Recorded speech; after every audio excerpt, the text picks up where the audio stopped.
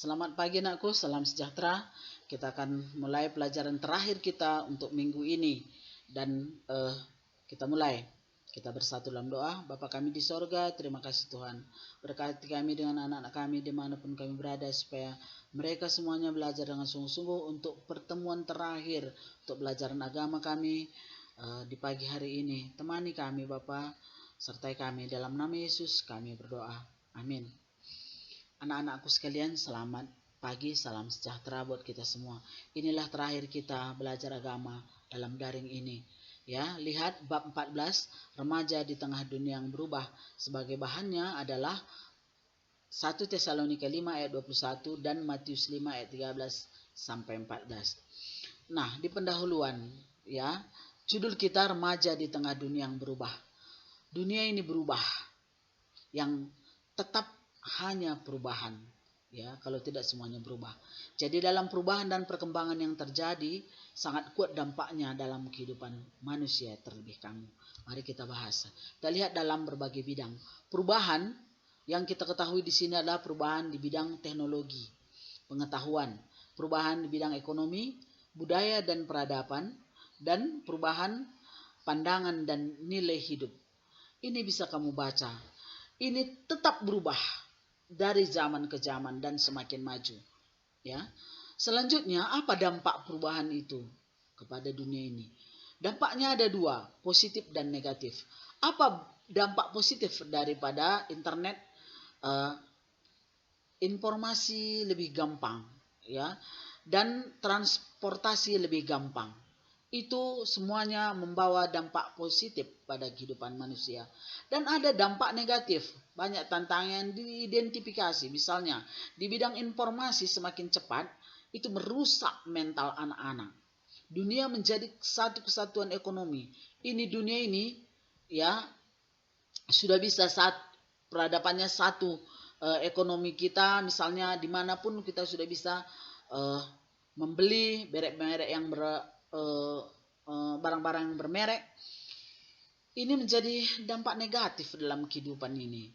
Semakin banyak negara yang tersisihkan karena banyak utangnya. Semakin menguatnya sekularisme, menganggap bahwa agama tidak penting. Ini dampak negatifnya.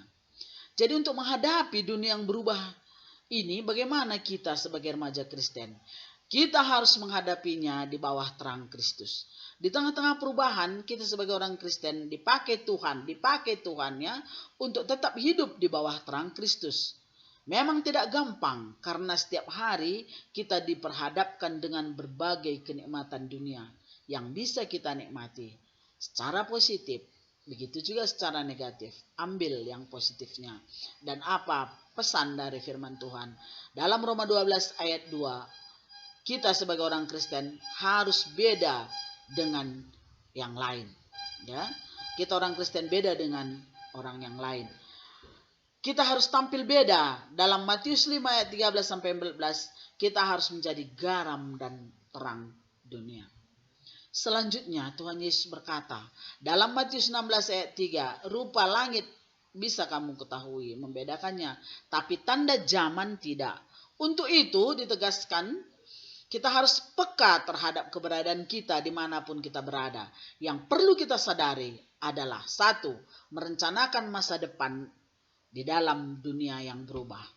Yang pertama, sadar akan waktu. Jangan sia-siakan waktu yang diberikan Tuhan untuk kita.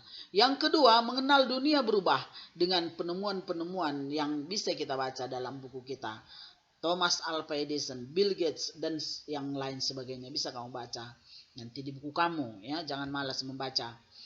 Menerima tantangan dunia yang berubah dengan berbagai langkah praktis untuk menentukan masa depan. Yang pertama, melibatkan Tuhan dalam segala perencanaan kehidupan kita. Harus itu. Nah, realitas yang kita hadapi, jangan kita kecewa. Walaupun kadang gampang cari duit, gampang belajar, kadang-kadang sulit sekali, tapi jangan kecewa. Kalau bersama Tuhan ada jalan keluar. Cara yang kita pakai harus tepat. Bagaimana ya? Cita-cita kita ke depan harus kita persiapkan dan tepat supaya tidak kecewa. Mempersiapkan diri, luwes dalam mencapai cita-cita masa depan kamu supaya fleksibel. Artinya kamu tidak punya jalan keluar walaupun tidak tercapai apa yang kamu rencanakan. Karena kita tahu selalu rencana kita jauh berbeda dengan rencana yang dibuat Tuhan untuk kita. Jadi untuk menghadapi itu kita perlu luwes. Jangan memaksakan diri dan akhirnya nanti stres. Tapi kita fleksibel. Mengenali potensi dan kecerdasan yang ada pada diri kita. Nah, inilah yang harus kita pegang. Untuk dapat mengerti rencana Allah dalam dunia yang berubah ini, kita harus punya motivasi untuk belajar beradaptasi dengan lingkungan, supaya tidak ketinggalan namun berpegang pada firman Tuhan. Berhubungan intim dengan Tuhan agar kamu bisa menemukan jati dirimu dan kamu bisa dekat dengan Tuhan, punya petunjuk dari Tuhan untuk ke depan masa depanmu. Nah, inilah materi kita walaupun sangat singkat nakku karena kita dibatasi oleh waktu untuk rekaman ini. Jadi sekian materi untuk hari ini sebagai penutup. Selamat berjuang untuk tingkat selanjutnya. Ibu katakan jangan sia-siakan hidupmu, tapi membawa berkatlah kamu dimanapun kamu berada. Sukacita selalu, Tuhan bersama kita. Dan ambillah apa hikmatnya mulai dari kamu kelas 9 ini. Walaupun kita tidak ada tatap muka, tetapi nakku ambil ayat-ayat terpenting untuk bekal kamu lebih lanjut. Dan kami gurumu semua berdoa untuk kamu. Sekian dan terima kasih buat catatanmu dan pelajari materi kita ini. Hari ini tidak ada tugas, kamu sudah bebas karena sudah tamat. Kan begitu nakku.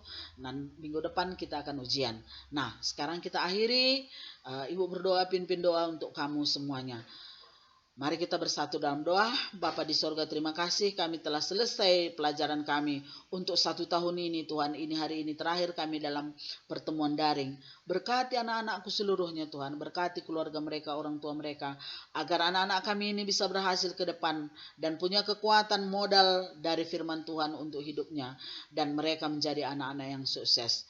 Inilah harapan kami semua guru-guru di SMP Negeri 1 Tuhan. Supaya anak kami menjadi berhasil. Dan terimalah doa kami Bapa, ampuni segala kesalahan dan dosa kami. Kami datang dalam nama Yesus Tuhan kami. Amin.